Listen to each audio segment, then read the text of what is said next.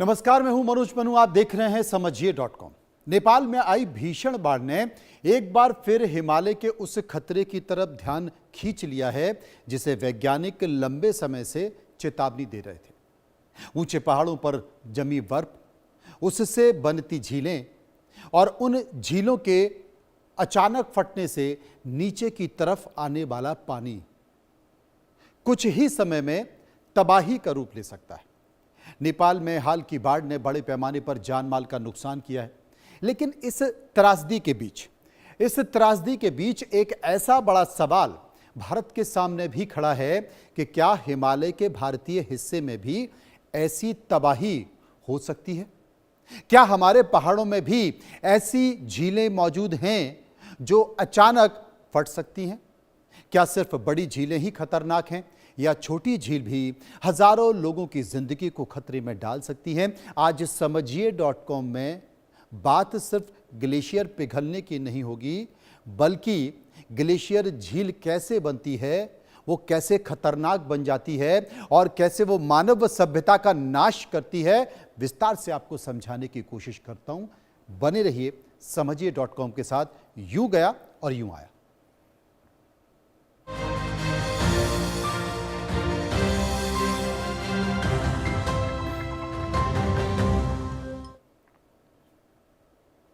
हिमालय में तबाही का खतरा और उसकी तस्वीरें आपने देखी होंगी, क्योंकि हिमालय को सिर्फ पहाड़ों की एक श्रृंखला समझना गलती होगी। यह एक विशाल प्राकृतिक जल भंडार भी है।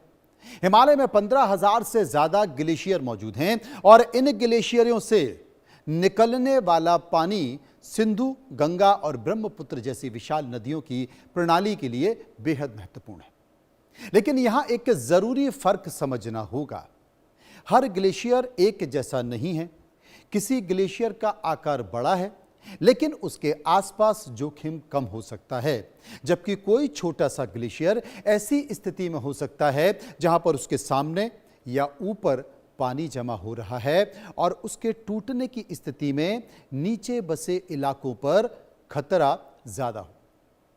वैज्ञानिक ग्लेशियरों की निगरानी, उनके पीछे हटने, बर्फ के क्षेत्रफल में बदलाव और पिघलने की गति, झीलों के निर्माण और आसपास के भूभाग की स्थिरता जैसे कई संकेतों से करते हैं। अब सवाल यहां सिर्फ यह नहीं है कि हिमालय में कितने ग्लेशियर हैं, सवाल इसके थोड़ा आगे भी चला गया है। और जब वहां पर हम पहुंचेंगे तो आपको यह दिखेगा कि यह खूबसूरत सा दिखने वाला बर्फ का पहाड़ आपकी आंखों को सुकून देता है तो कहीं ना कहीं खतरे की घंटी भी बजाता है।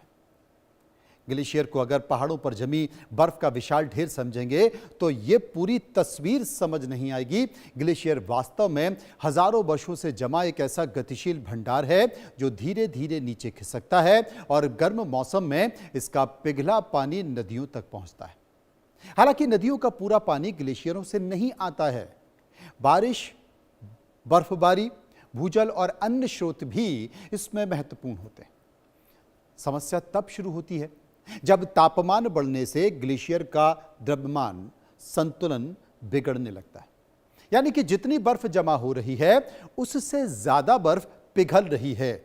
ग्लेशियर पीछे हटता है, उसके सामने पानी जमा हो सकता है, नई झील बन सकती है या फिर पुरानी झील बड़ी हो सकती है और यहीं से एक नया खतरा पैदा हो जाता है। इसलिए ग्लेशियर का पिघलना सिर्फ भविष्य में पानी की कमी का सवाल नहीं है, बल्कि कुछ परिस्थितियों में तेजी से पिघलती बर्फ तत्काल बाढ़ के जोखिम को भी बढ़ा सकती है। अब यहां पर आपको यह समझना होगा, थोड़ा रुककर हम समझने की कोशिश करेंगे कि नेपाल की जो घटना हुई वो क्या हुआ।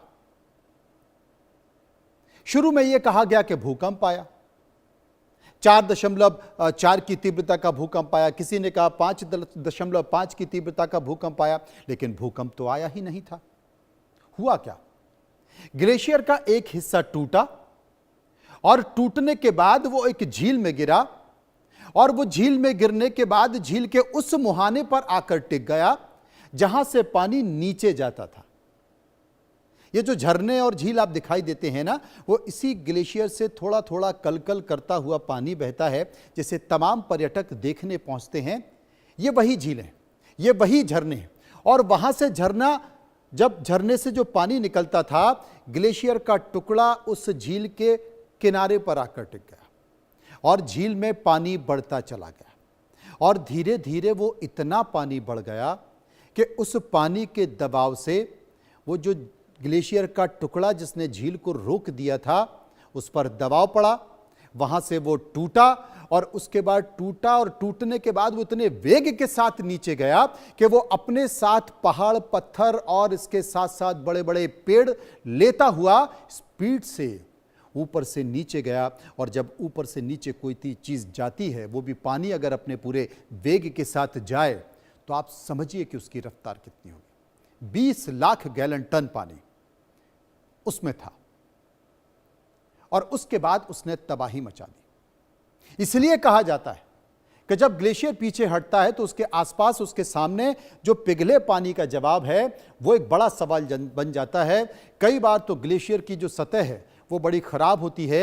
इन्हें अलग अलग प्रकार की ग्लेशियल झीलों के रूप में देखा जाता है। इनमें एक महत्वपूर्ण प्रकार है सुप्राग्लेशियल झील, यानी कि ग्लेशियर की सतह पर बनी पानी की झील, यानी कि जब बर्फ की सतह आसमान होती है तो असामान्य होती है, तो उसमें दरारें और गड्ढे बनते हैं, तो पिघलता पानी उसमें जमा हो जाता है और समय के साथ ऐसी झील फैल सकती है।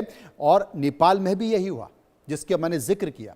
आपस में ये झीलें जुड़ जाती हैं, अचानक से जल निकास के जरिए खाली हो जाती हैं। और यही सैटेलाइट से ली गई जो तस्वीरें हैं वो बेहद महत्वपूर्ण हैं और वो खतरनाक संकेत दे रही हैं, क्योंकि वैज्ञानिक देख रहे हैं कि झील का आकार कितनी तेजी से बदलता है, बदल रहा है।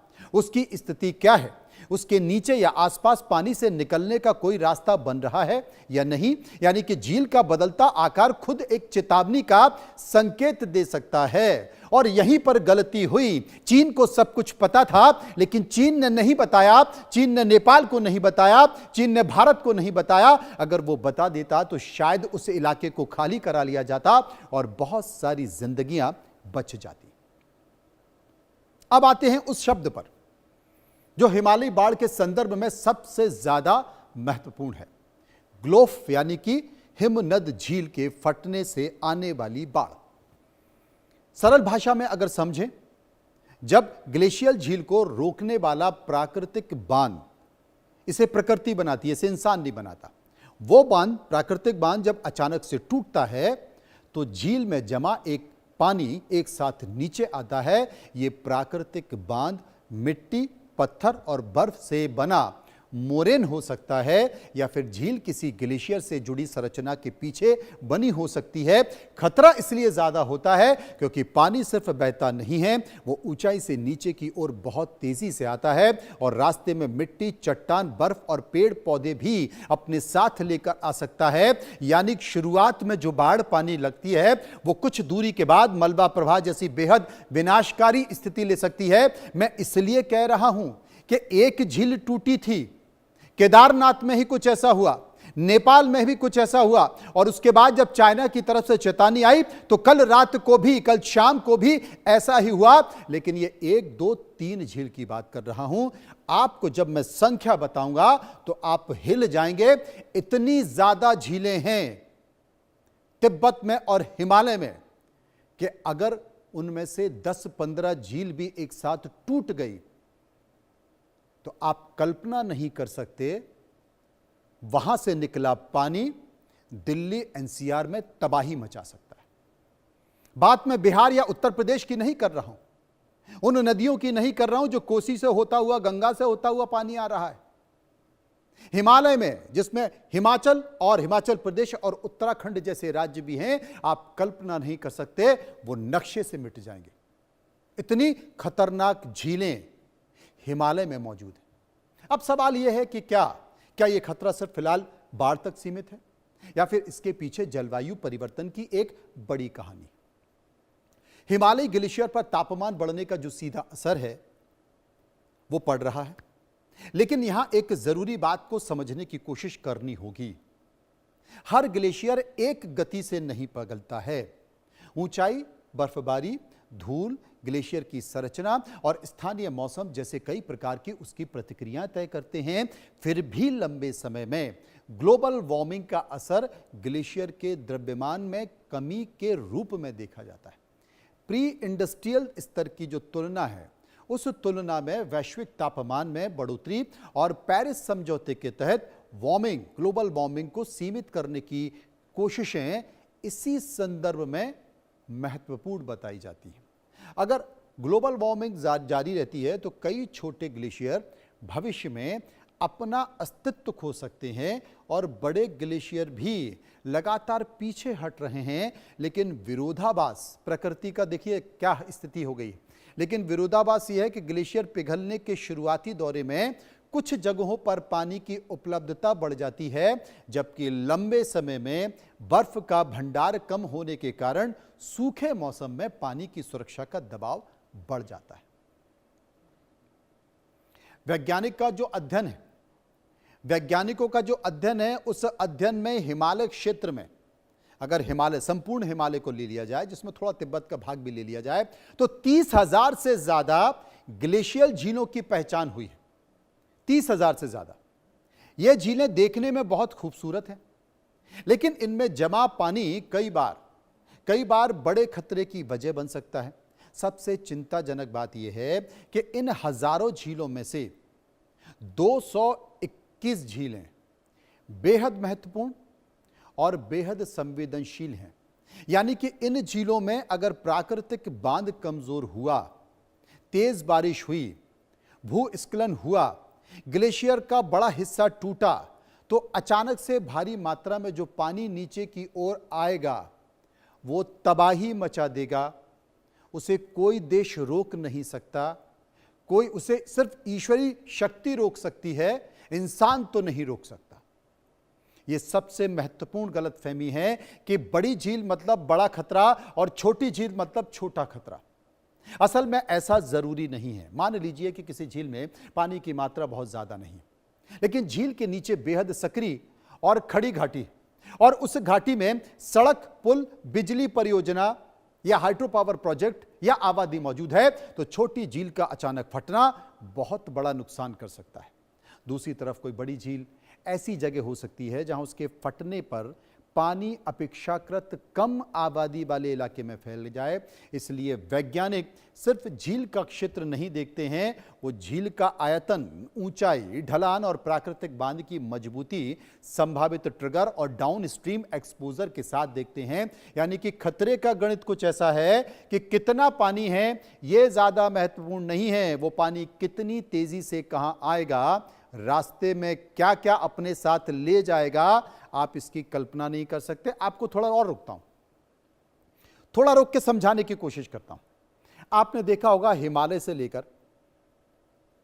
हिमाचल प्रदेश से लेकर उत्तराखंड तक तमाम पहाड़ी इलाका, और पहाड़ी इलाकों में अगर आप जाएंगे तो नदी के किनारे और झील, बड़े बड़े झरनों के किनारे तमाम जितने भी बिल्डर हैं, उन बिल्डरों ने बड़े बड़े अपार्टमेंट बना दिए हैं, बड़े बड़े घर बना दिए हैं और करोड़ों रुपए में उनको बेच दिया है। लेकिन अभी आपने देखा कि नेपाल में जब वो नदी का वेग वहां से आया, तो वो नदी के साथ साथ अपने कितने बड़े इलाके को उसने अपनी चपेट में लिया और सारी इमारतों को वो ढहा कर ले गया। यानी कि करोड़ों रुपए के फ्लैट खरीदने वाले वो लोग ये सोच ही नहीं रहे हैं। उन्होंने बिल्डर ने सपने दिखाए, सपने उन्हें खूबसूरत लगे और वहां पर उन्होंने मकान, दुकान और क्या खरीद लिया, फ्लैट खरीद लिया, एक खूबसूरत नज़ारे के साथ कि भाई सामने नदी है और नदी बह रही है, कल कल बहता हुआ पहाड़ों का पानी आ रहा है। लेकिन जब यह घटना होगी, ग्लेशियर फटेगा, झील फटेगी और पानी अपने वेग के साथ नीचे आएगा, तो उसके पास कोई इंची टेप नहीं होता है, मीटर मापने का कोई पैमाना नहीं है। वो बिल्डर के पास होगा, वो इंसान के पास होगा, वो अपने पास अनगिनत इलाके को अपनी चपेट में ले लेता है और वो उस वेग में सब कुछ बह जाता है।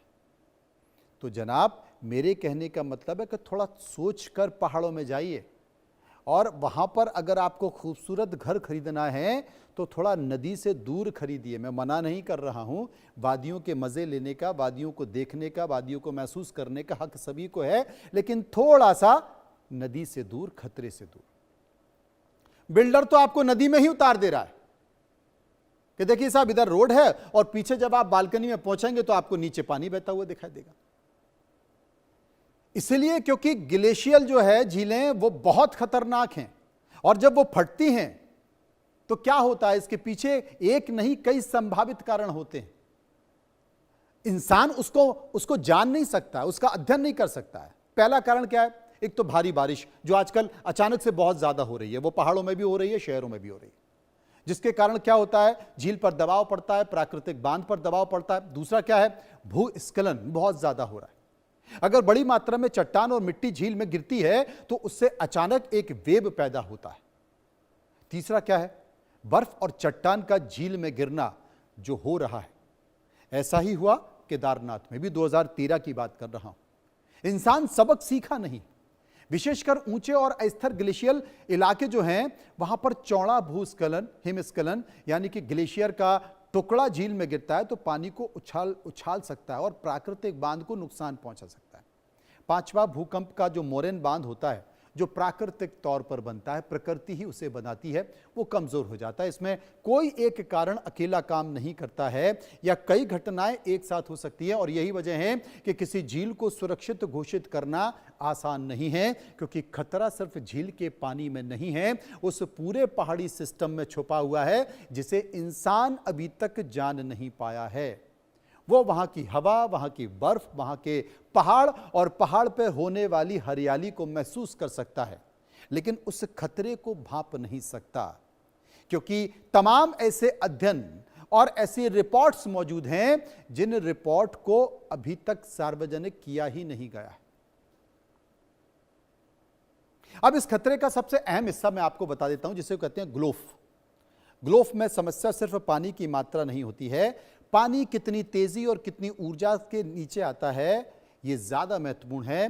हिमालय में ऊंचाई का अंतर बहुत ज्यादा है। अगर झील हजारों मीटर की ऊंचाई पर है और पानी अचानक नीचे की ओर टूटता है तो गुरुत्वाकर्षण उसे तेजी से तेज करता है और रास्ते में ये पानी नहीं रहता है, अपने साथ बहुत कुछ बहा कर ले जाता है। बहुत सारे ऐसे वैज्ञानिकों की रिपोर्ट है, पर्यावरणों की रिपोर्ट है।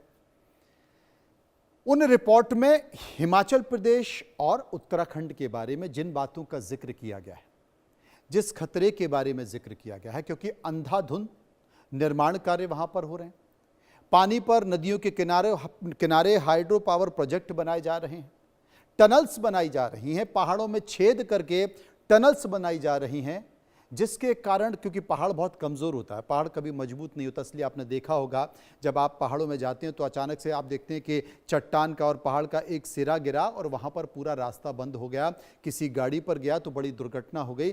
पहाड़ों का अपना एक नेचर होता है, बावजूद उस नेचर के लगातार पहाड़ों को खोखला किया जा रहा है, विनाश के नाम पर, विकास के नाम पर विनाश किया जा रहा है।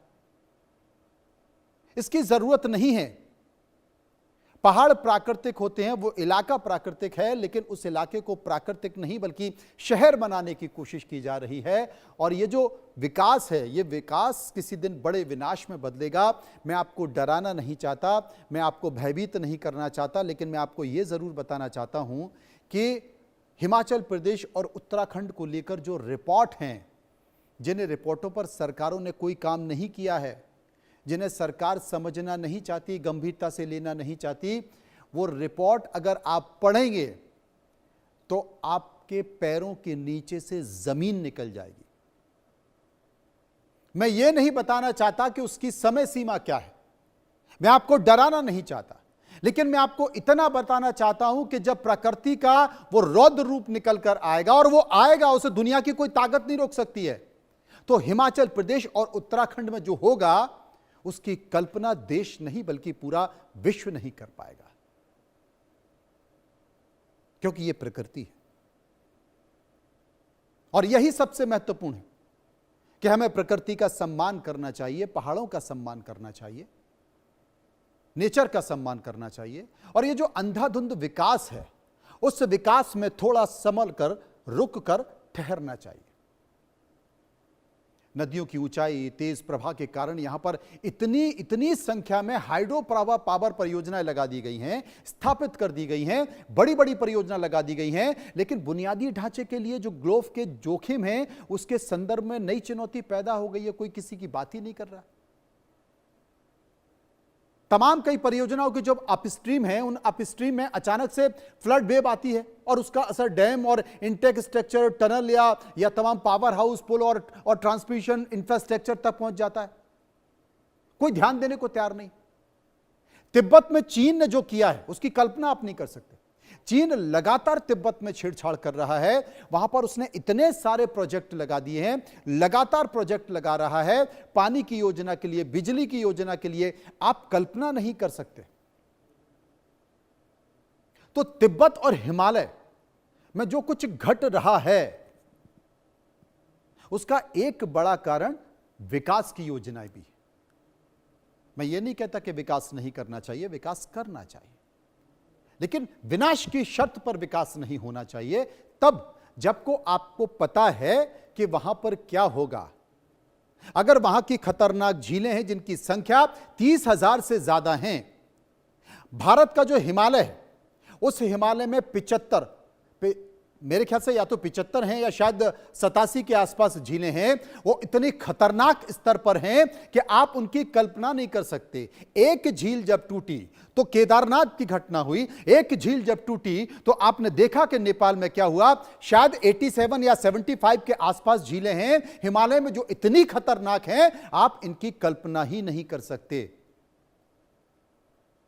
और कोई देश किसी से चर्चा करने को तैयार नहीं, इसे लेकर कोई कमेटी, कोई बॉडी नहीं, कोई रियल टाइम मॉनिटरिंग नहीं कि भाई अगर कहीं पर कोई घटना हो जाए, चीन को पता चले तो नेपाल को बताए, नेपाल को पता चले तो भारत को बताए, और वो बताए कि 4-5 घंटे में यह पानी आपके यहां पर भी आ सकता है, तो आप इस इलाके से, यहां पर जितने भी लोग मौजूद हैं उसको खाली कराइए वरना बड़ी घटना हो सकती है।